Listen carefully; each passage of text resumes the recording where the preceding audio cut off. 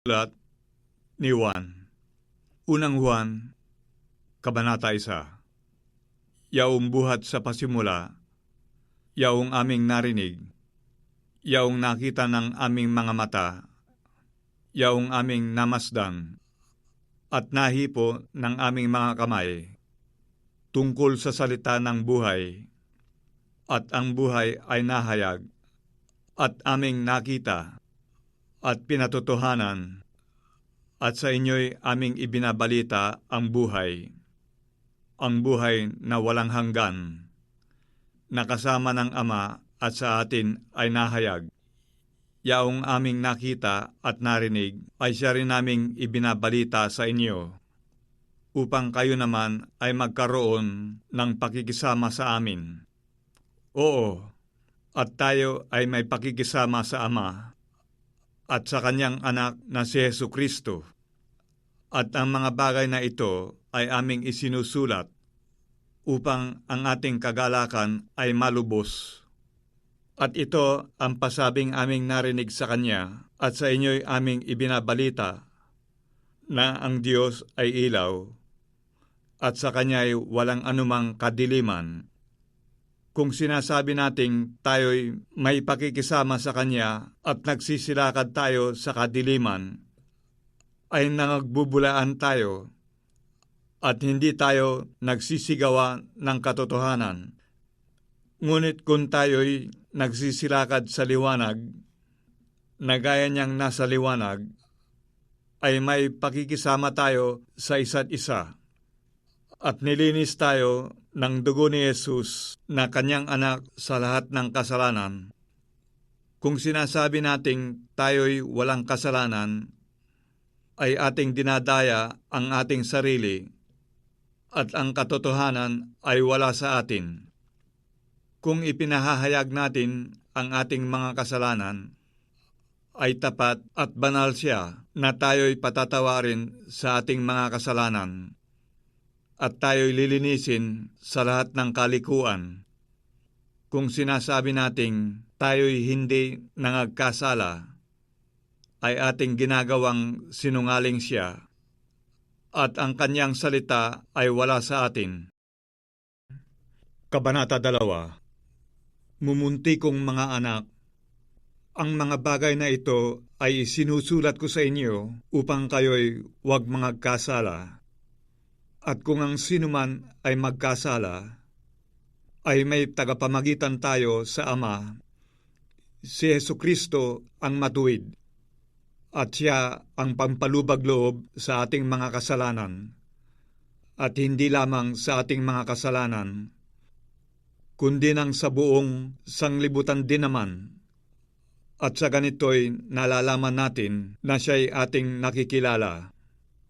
Kung tinutupad natin ang Kanyang mga utos, ang nagsasabing, nakikilala ko siya, at hindi tinutupad ng Kanyang mga utos, ay sinungaling, at ang katotohanan ay wala sa Kanya. Datapwat, ang sinumang tumutupad ng Kanyang salita, tunay na sa Kanya ay naging sakdal ang pag-ibig ng Diyos. Dahil dito'y nalalaman nating tayo'y nasa Kanya. Ang nagsasabing siya'y nananahan sa Kanya ay nararapat din namang lumakad na gaya ng inilakad niya. Mga minamahal, wala akong isinusulat sa inyo na anumang bagong utos, kundi ang dating utos na nasa inyo, buhat ng pasimula. Ang dating utos ay ang salita na inyong narinig. Muli, isang bagong utos ang isinusulat ko sa inyo, bagay na tunay sa Kanya at sa inyo, sapagkat ang kadiliman ay lumilipas, at ang tunay na ilaw ay lumiliwanag na. Ang nagsasabing siya'y nasa liwanag at napupuot sa kanyang kapatid, ay nasa kadiliman pa hanggang ngayon. Ang umiibig sa kanyang kapatid ay nananahan sa liwanag, at sa kanya'y walang anumang kadahilanang ikatitisod. Ngunit ang napupuot sa kanyang kapatid ay nasa kadiliman, at lumalakad sa kadiliman, at hindi niya nalalaman kung saan siya naparoroon, sapagkat ang kanyang mga mata ay binulag ng kadiliman. Kayo'y sinusulatan ko, mumunti kong mga anak, sapagkat ipinatawad sa inyo ang inyong mga kasalanan dahil sa kanyang pangalan. Kayo'y sinusulatan ko, mga ama, sapagkat inyong nakikilala yaong buhat pa ng pasimula ay siya na. Kayo'y sinusulatan ko, mga binata, sapagkat inyong dinaig ang masama. Kayo'y aking sinulatan, mumunting mga anak, sapagkat inyong nakikilala ang Ama. Kayo'y aking sinulatan, mga ama, sapagkat inyong nakikilala yaong buhat pa ng pasimula ay siya na. Kayo'y aking sinulatan, mga binata, sapagkat kayo'y malalakas, at ang salita ng Diyos ay nananahan sa inyo, at inyong dinaig ang masama. Huwag ninyong ibigin ang sanglibutan, ni ang mga bagay na nasa sanglibutan.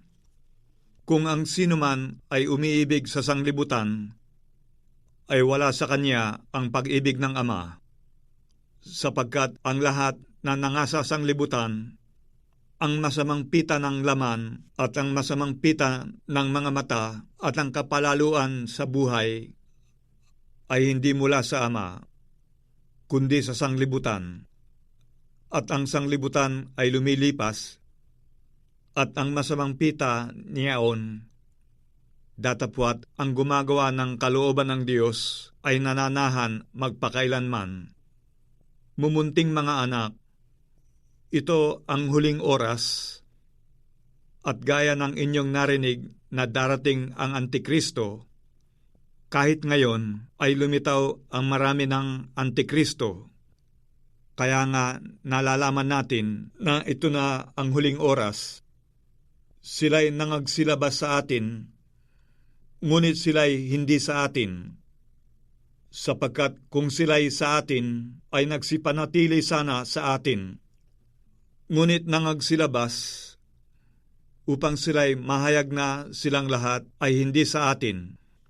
At kayo'y may pahid ng banal, at nalalaman ninyo ang lahat ng mga bagay. Hindi ko kayo sinulatan nang dahil sa inyong nalalaman ang katotohanan, kundi dahil sa inyong nalalaman, at sapagkat alinmang kasinungalingan ay hindi sa katotohanan. Sino ang sinungaling, kundi ang tumatanggi na si Jesus ay siyang Kristo? Ito ang Antikristo. Sa makatwid ay ang tumatanggi sa Ama at sa Anak. Ang sinumang tumatanggi sa Anak ay hindi sumasa kanya ang Ama. Ang nagpapahayag sa Anak ay sumasa kanya naman ang Ama. Tungkol sa inyo, ay manahan sa inyo ang inyong narinig buhat ng pasimula. Kung manahan sa inyo yaong buhat ng pasimula ay inyong narinig, kayo naman ay mananahan sa Anak at sa Ama. At ito ang pangakong kanyang ipinangako sa atin, ang buhay na walang hanggan. Isinulat ko sa inyo ang mga bagay na ito tungkol sa mga may ibig na magligaw sa inyo. At tungkol sa inyo, ang pagkapahid na sa kanya'y inyong tinanggap ay nananahan sa inyo, at hindi ninyo kailangang kayo'y turuan ng sinuman. Ngunit kung paanong kayo'y tinuturuan ng kanyang pahid tungkol sa lahat ng mga bagay, at siyang totoo, at hindi kasinungalingan, at kung paanong kayo'y tinuruan ito, ay gayong kayong nananahan sa kanya.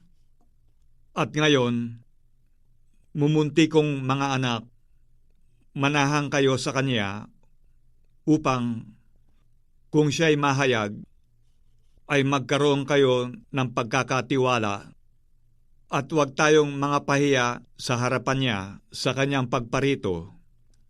Kung nalalaman ninyong siya'y matuwid, Nalalaman naman ninyo na ang bawat gumagawa ng katwiran ay pinanganak niya